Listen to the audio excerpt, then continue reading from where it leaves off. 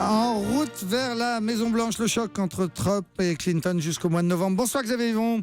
Hello Nicolas, bonsoir à tous. Vous êtes le correspondant d'Europe 1 à New York. On commence aujourd'hui avec la confusion dans le camp Trump sur l'immigration, un de ses thèmes favoris.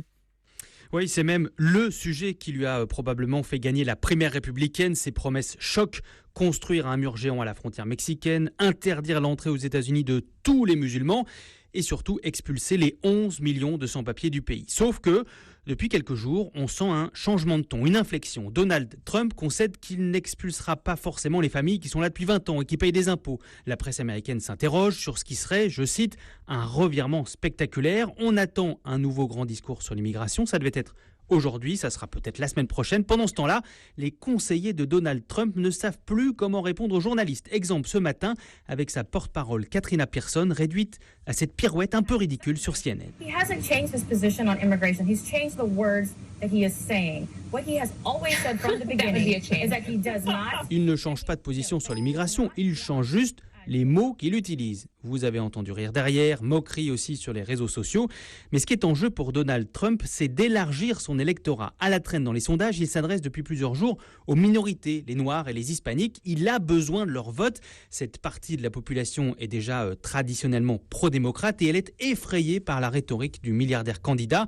Pour les détourner d'Hillary Clinton, Donald Trump est même allé hier jusqu'à la traiter, elle, de raciste qui ne voit dans les gens de couleur que des bulletins de vote, je cite, pas des êtres humains. Et puis alors Xavier, il est aussi question de transparence dans la campagne avec la phrase du jour.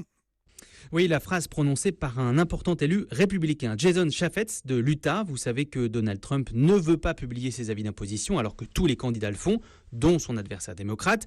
Hillary Clinton, elle, est de son côté accusée par certains républicains de mentir sur sa santé. Alors, Jason Chaffetz met tout sur le même plan. Il veut mettre à poil les candidats. Si vous voulez devenir le président des États-Unis, vous devez ouvrir votre kimono et tout montrer.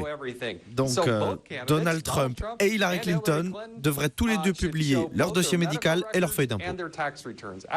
Ce serait idiot de publier les feuilles d'impôt de mon père, a dit hier l'un de ses fils, Eric, avec cet argument imparable.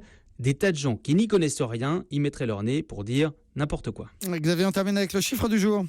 Oui, on pourrait même rebaptiser ça la Trumperie du jour. Son équipe de campagne a acheté, écoutez bien, chez un grand libraire américain, 3500 exemplaires de son propre livre programme. Il y en a pour environ 50 000 €, de l'argent puisé dans les donations de campagne.